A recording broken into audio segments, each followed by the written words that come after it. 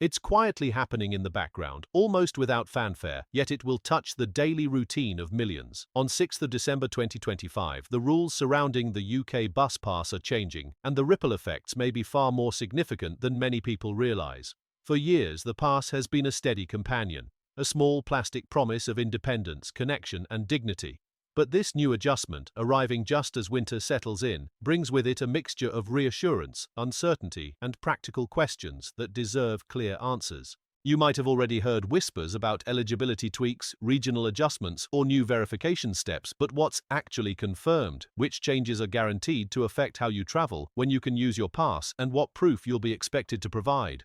And perhaps most importantly, why is the government making these alterations now, at a time when so many rely on free bus travel more than ever for medical appointments, community visits, or simply keeping everyday life manageable? Today's update is not about causing worry, it's about giving you the full picture. Because when something as essential as free travel shifts, even slightly, clarity becomes more than useful, it becomes empowering. Many people are already asking whether existing passes will remain valid without reapplication, whether disabled entitlement is affected, or if regional differences will widen under the new guidance. These are reasonable concerns, and by the end of this video, you'll know exactly what's changing, what's staying the same, and what steps, if any, you may need to take before December arrives.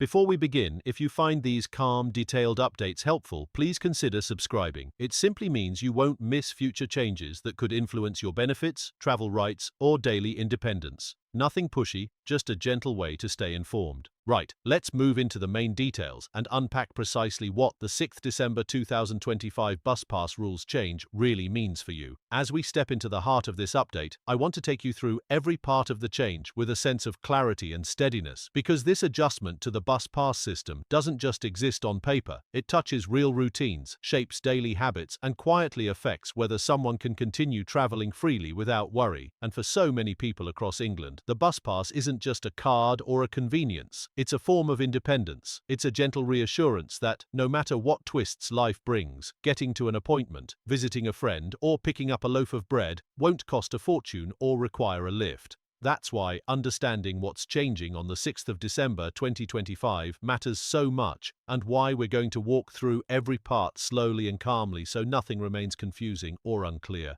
The core change unfolding this December is that eligibility for the older person's free bus pass will now line up directly with the state pension age. For years, many people were used to the idea that turning 60 opened the door to free local bus travel. It was almost seen as a small celebration, a moment that eased the pressure of getting around, especially at a time of rising living costs. But now, with eligibility rising to match the pension age, people in their early 60s may face a weight they might not have expected. Depending on when you were born, that could mean waiting until your mid-60s rather than your 60th birthday. And while the shift has been discussed for some time, 6th December marks the moment it formally becomes the standard across England. Now, the important reassurance is that if you already have a valid older person's bus pass, this change doesn't cancel it. There is no sudden cut-off where your card stops working just because the rules have moved. Existing passes continue as they are, and in most cases remain valid until the next renewal date. It is the new applications and approaching birthdays that fall under the updated age criteria. Even so, it's entirely natural if this raises questions. What happens when renewal time comes? Will the council ask for new proof? Will there be a transition? These are fair concerns, and part of today's conversation is helping you know what kinds of steps may come next. At the same time, alongside the age alignment, many areas are standardizing travel times. The familiar off-peak rule, free bus travel from 9:30 in the morning until late evening on weekdays and all day on weekends and bank holidays, is becoming more consistent. Some councils already follow this pattern, while others have offered earlier start times or more flexible windows. But this December, more regions will move to the 9:30 a.m. start. This means that early morning travel, such as a trip to an appointment at 8:45, may no longer be covered by the pass unless your area has chosen to offer exceptions. It might sound like a small adjustment, but for people who depend on early buses, it can be significant, and that's why it's so important to know exactly what your local council is doing. Let's bring this into real, everyday life for a moment. Think of someone like Elaine in Surrey, who volunteers at a charity shop and likes to take the early bus so she can open the doors on time. She's in her mid-60s now and has used her free bus pass for years. For her, the shift won't take away her pass entirely, but it could change what time she's able to travel for free. She may decide the new time restriction means catching a slightly later bus whenever possible, or she may need to pay the fare for her early shift. Meanwhile, someone like Brian in Birmingham, who just turned 60 and was counting the days until he could apply, now realizes he'll need to wait longer, perhaps several years, before he qualifies under the new age rules. It can feel disappointing, even frustrating, especially if the bus is his only practical transport option. For disabled pass holders, the picture is slightly different. Disability-based eligibility remains in place, and the 6th December rule change doesn't remove the right to a free pass for those who qualify through disability criteria rather than age. But councils may tighten the verification process, meaning people might need more up-to-date evidence or may be asked to confirm their eligibility more regularly. This isn't about taking support away, the disabled person's pass continues, but more about ensuring the system is consistent and easier for councils to manage. Even so, we know that any administrative change can feel daunting, especially if it involves medical letters, forms, or online systems. That's why taking time now to gather documents or ask a family member for help can make things easier later on. Throughout all this, one thing becomes very clear. Even though this rule change sounds straightforward on the surface, the real impact is often emotional. People understandably feel a mixture of concern, uncertainty, and sometimes grief over shifts to something they've relied on for years. Travel is tied to independence. It's the difference between staying connected and feeling isolated. Something as simple as a bus pass can shape someone's confidence to live life on their own terms. So when eligibility shifts, even slightly, it's not just a bureaucratic update, it's personal. That's why I'm taking the time to guide you step by step, in a calm and steady way, so you're not left guessing. Let's look more closely at what you can expect in the months ahead. First, if you already have an older person's bus pass, your council should not suddenly invalidate it on 6th December. Valid passes remain valid. You will continue to use your card as normal, tapping it on the reader, and it will work just as it did yesterday. The key moment will come at renewal. Some councils automatically renew passes for residents, while others ask you to reapply. If your area requires reapplication, you may be asked to confirm your age and proof of address again. If you're already above state pension age, this is straightforward and will not impact your entitlement. For those who qualify because of disability, the process varies by council. Some issue long-term passes that last several years without requiring frequent checks. Others ask for periodic reassessment to ensure the criteria still apply. With the December shift, some councils may take the opportunity to introduce new smart card systems or updated verification steps, meaning you might receive a reminder letter or email asking for updated proof. It's not intended to cause stress, but it's something worth anticipating so it doesn't catch you off guard. If paperwork feels overwhelming, consider asking a friend, neighbor, family member, or local advice service to help. You don't have to navigate it alone.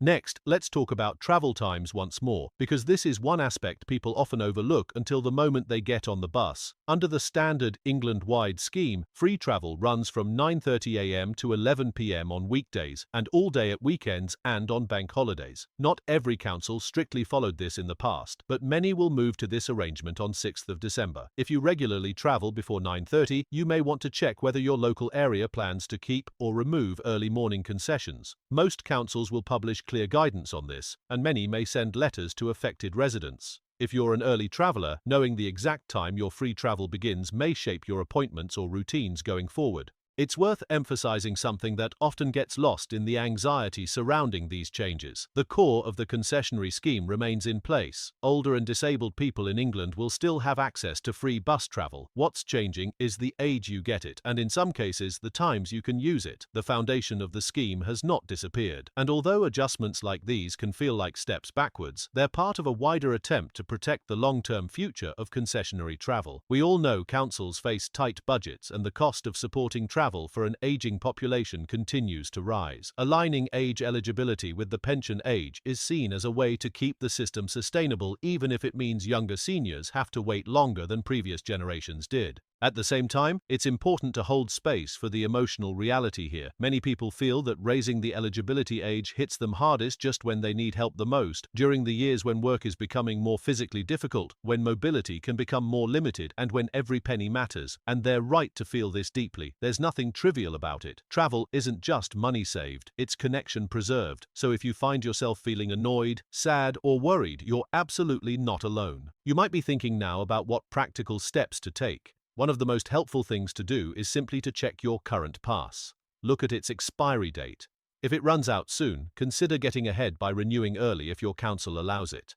That way you avoid any delays that might come from increased demand in December. If you are nearing the state pension age and haven't applied yet, find out the exact date you become eligible under the new rules. Councils usually allow you to apply a short time before the date you qualify. Knowing your exact timeline prevents uncertainty. Another helpful step is to review your typical travel patterns. If you regularly use buses before 9:30 a.m., start checking whether your council will restrict that window after 6th December.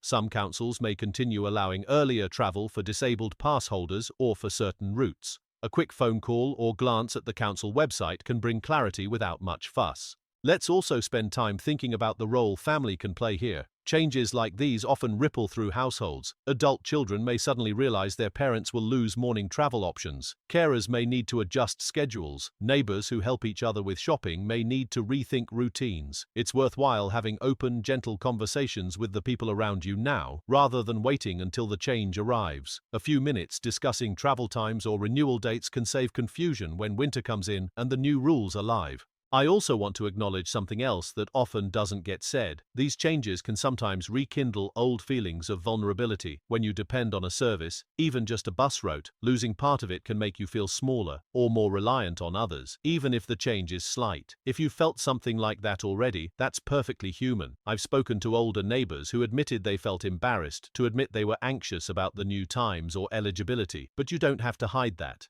Independence means everything when you reach a certain age, and anything that touches that independence can stir emotions that sit deeper than we expect. But while this update brings changes, it doesn't take away choice entirely. There is still time to prepare, time to understand, and time to adapt. And knowledge is often the best antidote to worry. The more you know, the less power uncertainty has. Now, as we look at the final stretch before 6th December arrives, let me guide you into what the next few weeks might look like in practical terms. You don't need to rush, you don't need to panic, but you can take gentle steps to make the transition smoother. Start by keeping an eye on the post. Councils often send out notices before major changes, especially where travel concessions are concerned. Letters may include renewal reminders or clarification about travel times. If you're someone who doesn't usually open letters straight away because they feel overwhelming, perhaps set aside a moment once a week to go through them calmly. You may find everything you need is already on its way to you. If you prefer talking to someone rather than deciphering letters, local libraries often have information desks where staff can help. Council offices still answer phone calls even though they can be busy. Community centers may have posters or printed guides. You don't have to rely on digital information if it doesn't suit you. Plenty of offline support still exists.